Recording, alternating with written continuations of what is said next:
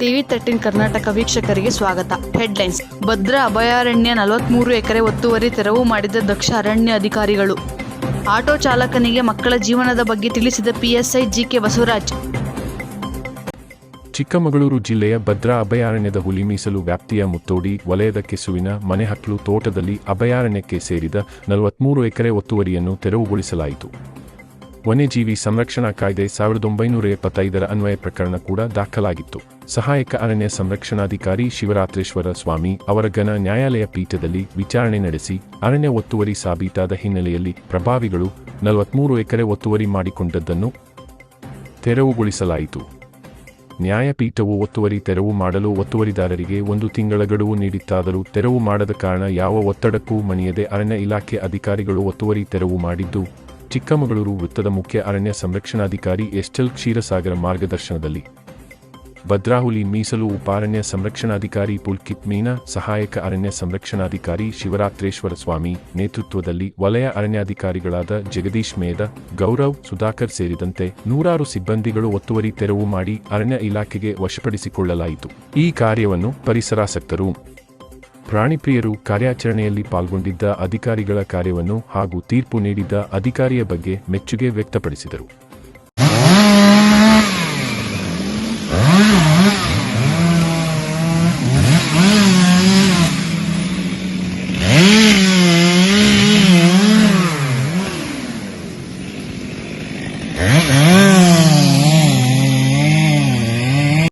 ವರದಿ Solapur S. Shivamurthy, Ajjampura TV13 Karnataka.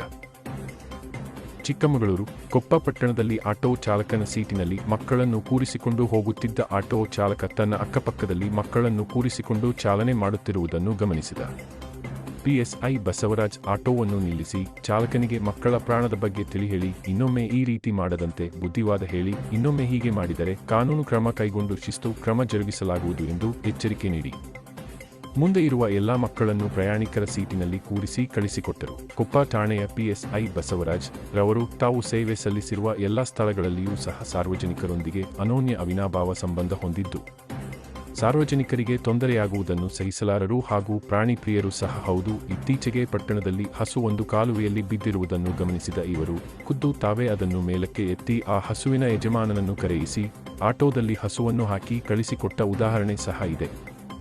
ಹಾಗೆಯೇ ಪಟ್ಟಣದ ಹಿಂದೂ ಮುಸ್ಲಿಂ ಬಾಂಧವರ ಸೌಹಾರ್ದತೆಯನ್ನು ಉಂಟು ಮಾಡಿದವರು. ಈ ಹಿಂದೆ ಸೇವೆ ಸಲ್ಲಿಸಿದ ಹಲವಾರು ಕಡೆ ಅಪಘಾತ, ಅಚಾತುರ್ಯವಾಗಿ ಪ್ರಾಣ ಕಳೆದುಕೊಂಡು ಸತ್ತುಹೋದ ಹೆಣಗಳನ್ನು ಸಹ ಇವರೇ ಖುದ್ದಾಗಿ ಮೇಲಕ್ಕೆ ಎತ್ತಿರುವ ಉದಾಹರಣೆಗಳು ಸಹ ಉಂಟು. ರಸ್ತೆ ಅಪಘಾತಗಳಲ್ಲಿ ಗಾಯಾಳುಗಳನ್ನು ತಾವೇ ಕರೆದುಕೊಂಡು ಹೋಗಿ ಚಿಕಿತ್ಸೆ ನೀಡಿಸಿರುವುದು, ಅಶಕ್ತ ರೋಗಿಗಳಿಗೆ ಆಂಬ್ಯುಲೆನ್ಸ್ಗಳನ್ನು ಒದಗಿಸಿ ಕಳಿಸಿರುವುದು, ಬಡ ವಿದ್ಯಾರ್ಥಿಗಳಿಗೆ ಕೈಲಾದ ಸಹಾಯ ಮಾಡಿರುವ, ಆಸಕ್ತಿಯುಳ್ಳವರಿಗೆ ಪೊಲೀಸ್ ಇಲಾಖೆಗೆ ಸೇರಲು ಮಾರ್ಗ 9 ದರ್ಶನ ನೀಡಿರುವಂತಹ ನಿದರ್ಶನಗಳು ಸಹ PSI ಬಸವರಾಜ್ ರವರ ಗುಣಗಳಾಗಿದ್ದು, ಎಲ್ಲಿಯೂ ತಾನು ಮಾಡಿದ ಕೆಲಸವನ್ನು ಪ್ರಚಾರ ಮಾಡುವುದನ್ನು ಇಷ್ಟಪಡದ ವ್ಯಕ್ತಿ ಎಂದರೆ ತಪ್ಪಾಗಲಾರದು.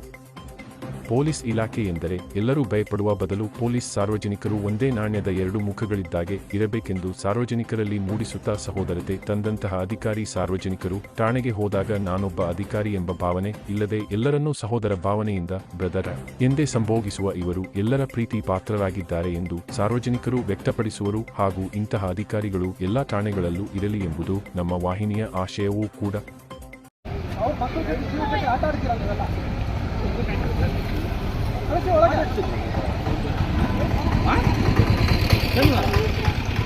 ಒಂದ್ಸರಿ 2 ಸಲ ಹೊಡೆಯಡಿ ಅಪ್ಪ ಏನಾಯ್ತು ಮುಂದೆ ಕುದಿರ್ತೀರಾ, ಏನಾದರೂ ಫೋನ್ ಮಾಡಬೇಕಾದ್ರೆ ಏನು ಮಾಡ್ತೀರಿ?